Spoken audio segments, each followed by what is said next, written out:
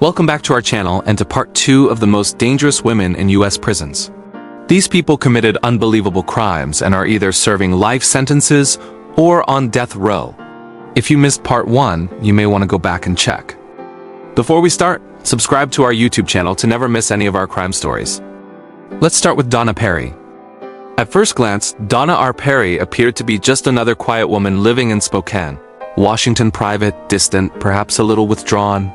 But neighbors had no real reason to question her. She wasn't loud.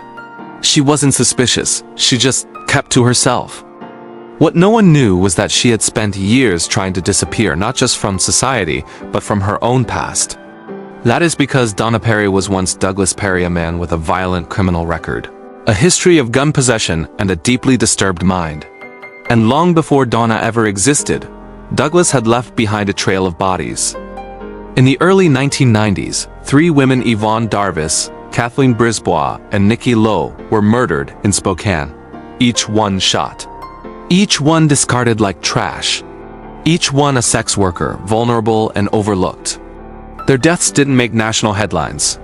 Their cases grew cold, and the killer just vanished. There were no suspects, no arrests, just lingering suspicion and unanswered questions. Fast forward to 2012.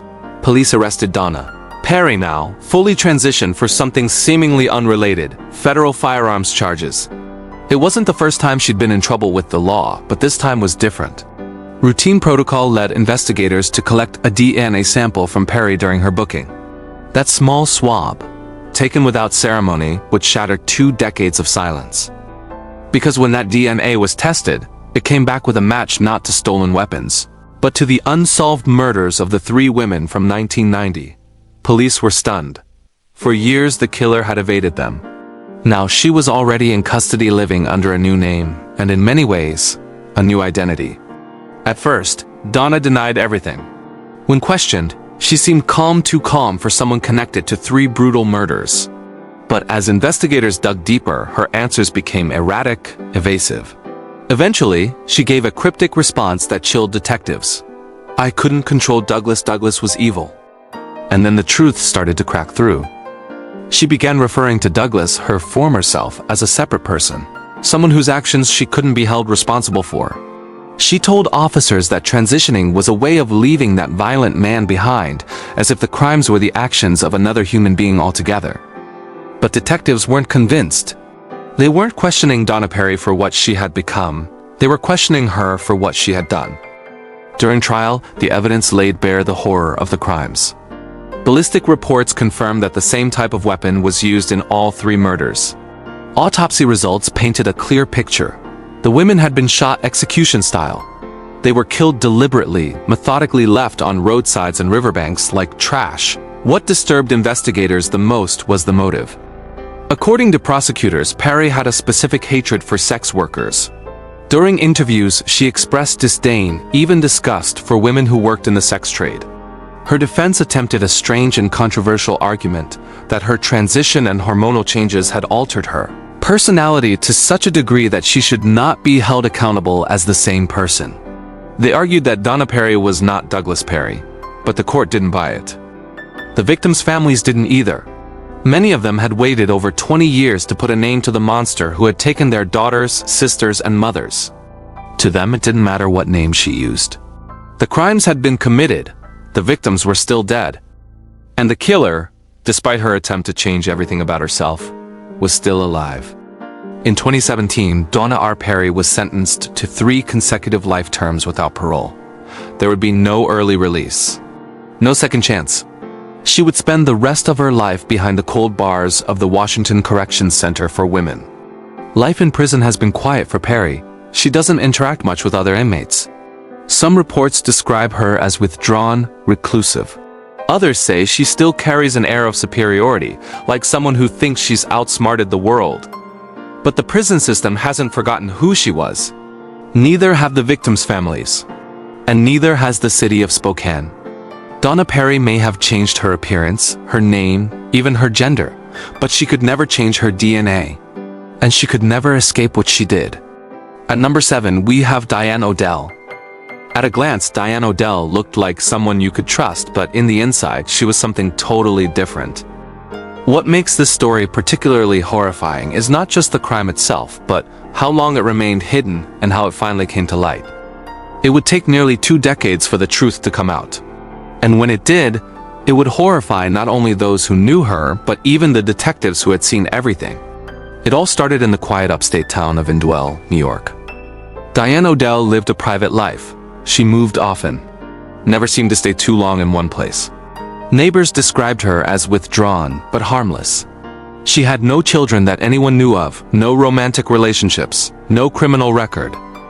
There were no signs of what she had done. Then in 1998, police in Binghamton, New York, were called to investigate a break-in at a U-Haul storage facility. The owner reported that someone had vandalized a locker that had been rented and then abandoned years ago. It was routine. Nothing about the scene seemed unusual. That is until they opened the container. Inside the dusty, rusted locker, officers found a trunk locked and sealed tight. When they pried it open, the smell hit first. And then, the discovery: 3 tiny bodies, wrapped in plastic bags and towels, carefully tucked inside boxes as if someone had tried to keep them hidden from the world forever. They were infants, newborns, their bodies nearly mummified by time and temperature. It was one of the most horrifying sights the officers had ever seen. Forensics determined that the babies had likely been born in the early 1980s, and each one had suffered blunt force trauma to the head. They hadn't died of natural causes. They had been murdered, but who and why? The storage unit had been rented under a false name. There were no clear leads. The case threatened to go cold again until one officer made a connection that would unravel the entire truth. Years before, Diane Odell had been loosely associated with a missing persons inquiry in another town, but nothing ever came of it. Her name popped up again in the rental paperwork of the storage facility. Investigators started asking questions. And that's when Diane, under quiet interrogation, broke. What came next stunned everyone. She calmly admitted to giving birth in motel rooms and isolated homes, alone. No hospitals, no doctors, no one else around. Each time she said she hadn't known what to do. But when asked how the babies died, her stories didn't add up. She claimed they were stillborn. But the medical examiner's report said otherwise. These children had suffered deliberate trauma. Then came the real confession. She admitted she had killed them, one by one, and stored their bodies in a trunk, moving them from place to place as she relocated before finally sealing them away in that storage locker. When asked why, Diane gave no coherent answer. She didn't cry. She didn't seem panicked. Her demeanor was described as cold, disturbingly normal. She said she never meant for anyone to find them. The courtroom during her trial was a heavy, silent place.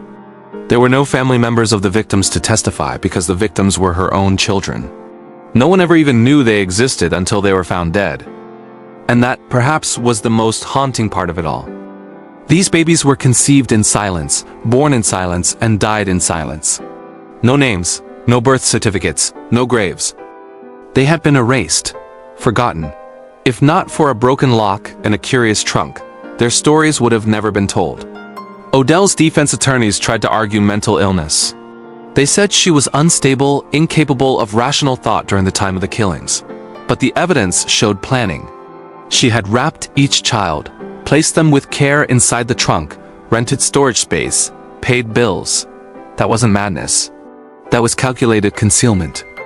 In 2003, Diane Odell was convicted of second-degree murder and sentenced to life in prison.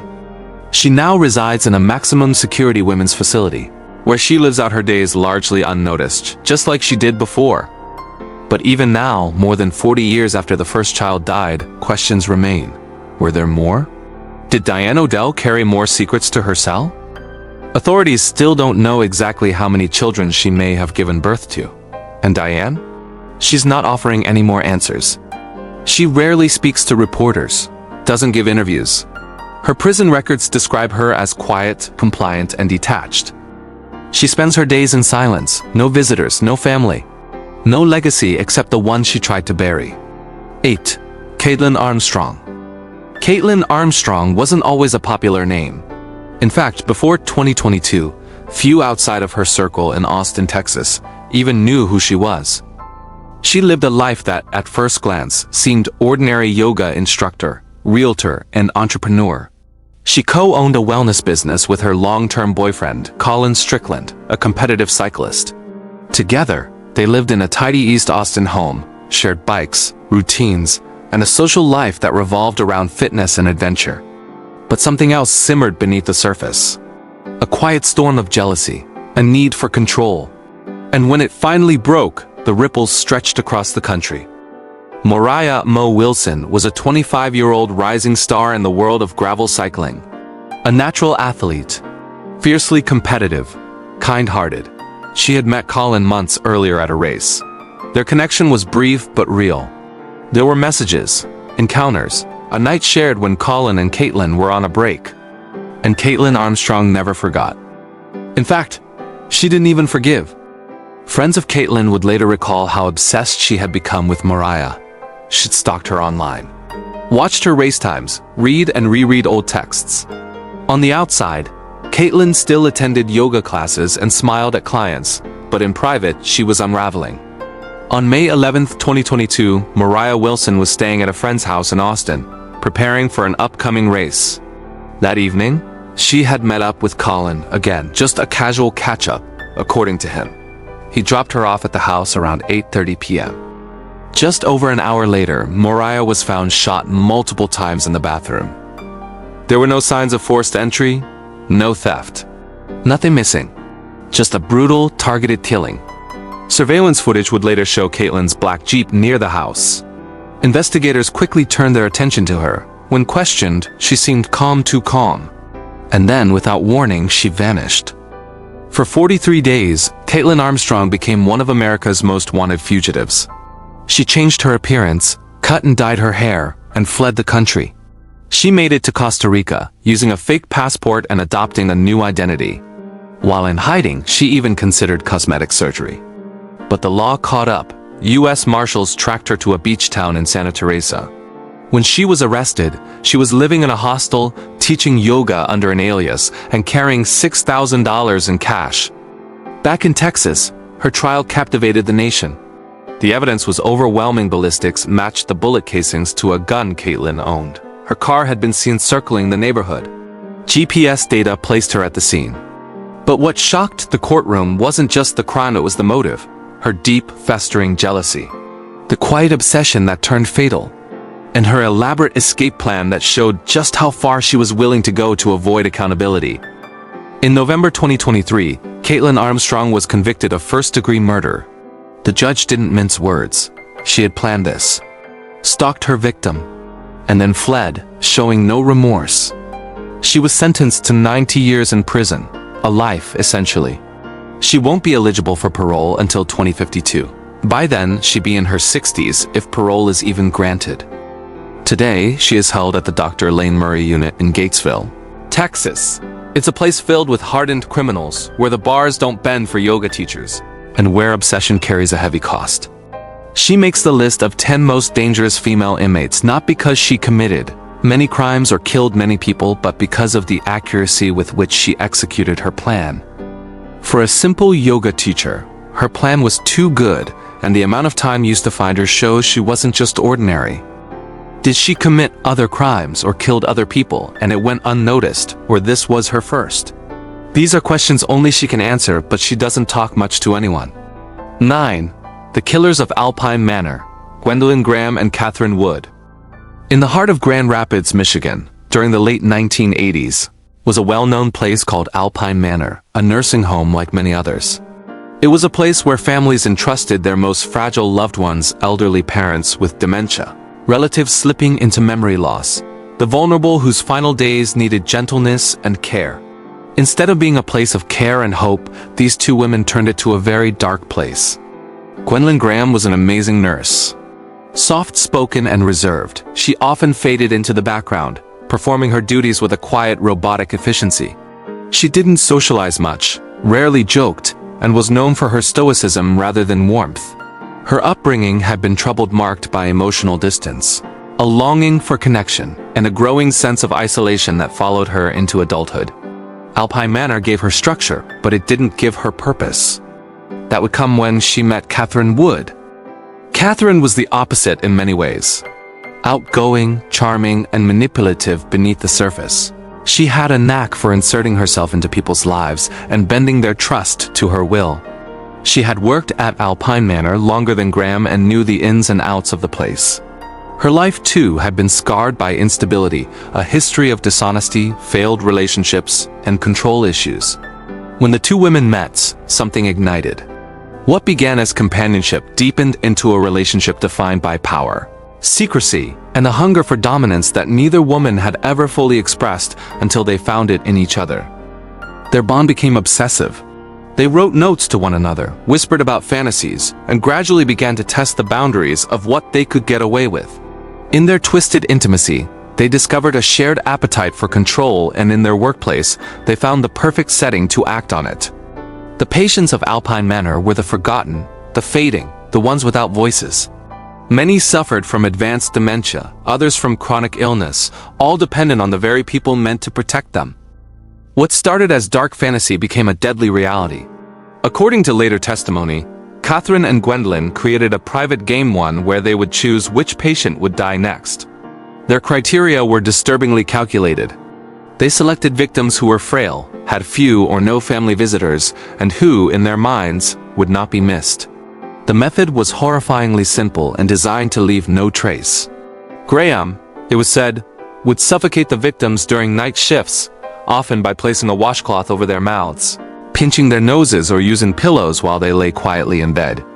There were no screams, no alarms. Just a silent end in the middle of the night, logged as a natural passing in a place where death was never unexpected. One of their earliest confirmed victims was 87-year-old Marguerite Chambers. Suffering from dementia and nearly blind, she was the perfect target under their rationale: defenseless, disconnected, invisible. Her death was not questioned at the time. In fact, none of the deaths were, and that perhaps is what emboldened them. Each murder was like a rehearsal for the next. They began to refer to their killings using coded language, selecting victims whose initials, they claimed, would eventually spell out the word murder. The chilling part of this story is not just the deaths, but the ease with which they went unnoticed. No autopsies were conducted. There was no suspicion. At Alpine Manor, death was part of the job, and the staff accepted it as an everyday reality. Graham and Wood moved through this environment like ghosts, doing their work, offering polite smiles, blending in with the hum of routine care. But secrets have a way of surfacing. In 1989, long after the relationship had soured and the women had gone their separate ways, Catherine Wood began to talk. Living with a new partner, she started confessing the details of the murders, who died, how it happened, and the role she and Graham had played. Her partner, disturbed by the revelations, went to the police. Initially skeptical, investigators listened as Wood laid out a series of events too detailed to dismiss. She claimed that while she never physically killed anyone, she had orchestrated the acts, encouraging Graham, selecting victims, and serving as lookout. The investigation that followed was hampered by time. The deaths had occurred years earlier. No physical evidence remained. The bodies had long been buried or cremated. The only things left were testimony and letters, dozens of handwritten notes exchanged between the women during their relationship. In these pages, investigators found what they believed to be confessions cloaked in obsession and dark humor. The notes hinted at guilt. They described fantasies of control and power. And in the context of the investigation, they began to paint a grim picture of premeditation. Gwendolyn Graham was arrested in December 1988 and charged with 5 counts of murder. Catherine Wood, in exchange for her full cooperation, pleaded guilty to 1 count of second-degree murder and conspiracy, receiving a sentence of 20 to 40 years. She would later be paroled in 2020. After serving roughly 30 years in prison, a decision that sparked outrage and fear among the families of the victims. Graham's trial was complex. With no physical evidence, the prosecution relied almost entirely on Wood's testimony and the letters. Graham denied all charges, maintaining her innocence and insisting that Wood was fabricating the entire story to avoid a harsher sentence. But the jury believed otherwise. The level of detail, combined with the chilling content of the letters, convinced them of her guilt. In 1990, she was sentenced to life in prison without the possibility of parole and remains incarcerated to this day at Huron Valley Women's Facility. The case of Gwendolyn Graham and Catherine Wood remains one of the most disturbing examples of betrayal in a place of care. It challenges our assumptions about who can be trusted, and how quickly human compassion can twist into cruelty when left unchecked. These were not women driven by desperation or survival. They were not avenging personal trauma or seeking justice. They were, by every appearance, killing for power, for the thrill of it, and for each other. To this day, many believe that the true mastermind may have never been fully punished. Catherine Wood, by offering her version of the story first, shaped the entire narrative. Whether Graham was the sole killer or simply the one left holding, the blame is a question that still haunts the surviving families. At the 10th position, we have the chilling story of Heidi Dutton, one of the youngest female inmates serving a life sentence with no possibility of parole. The story begins with Deborah and Larry Dutton, an old peaceful couple living in Oklahoma, who greatly desired to have a child at home as they were getting old and lonely. They searched for long, not only for company, but someone that will keep their family name when both of them were gone. They were excited and believed they had found a lifelong dream grant when they adopted their teenage granddaughter. The couple, both retired Air Force staff sergeants, were kind, devout, and committed to family. They welcomed 17-year-old Heidi into their home and hearts. But within months, the very young life they had sought to save would orchestrate their destruction. By December 2022, the Duttons' warm home had become the scene of an unthinkable tragedy. On the night of December 19th, Heidi, just 17, lured her boyfriend, 20-year-old Lucas Walker, into their house. Armed with a .22 caliber pistol from her grandparents' safe, Lucas lay in wait. When Deborah opened the door, Walker shot her in the face, then slit her throat. Moments later, as Larry rushed to confront him, the gun jammed and Walker stabbed him repeatedly in the face and body. All of this was captured on Ring camera footage, a brutal betrayal in plain sight. They didn't flee. Instead, Todd and Deborah's lifeless bodies were dragged across the floor, hidden under sheets and buried in a shallow grave beside their home, an attempt at erasing their lives and their love. This story would have faded if investigations didn't come in time. A month passed before concern grew. Neighbors mentioned the smell. A welfare check later uncovered blood-stained walls, seepage beneath baseboards, and video of a young woman and the man Lincoln had introduced dragging a body across the deck. Both Heidi and Lucas were found inside, handcuffed yet eerily calm. Within hours, they confessed. Heidi, once a scared girl in their care, admitted it was her idea. Court records reveal that they had begun spending the couple's money shortly after the murders. There was no panic, no remorse, just betrayal and calculation. At trial, Walker, unique as a Cherokee Nation member, pleaded guilty to 2 counts of second-degree murder in federal court. He received 35 years in prison in January 2025. Heidi, meanwhile, was charged as an adult with first-degree murder, conspiracy, and desecration of a corpse. Court filings confirm she told investigators, "We killed him," making clear her active role in the conspiracy. She had no major reasons except she wanted them gone. In her earlier confessions, she had even accepted carrying out the task by herself before later pushing it to Walker. When asked why, her simple response was, "I wanted them gone." In June 2025, prosecutors made their case, a coldly planned betrayal carried out by the granddaughter they welcomed in. Witnesses testified, video evidence was shown, and the depths of premeditation became undeniable.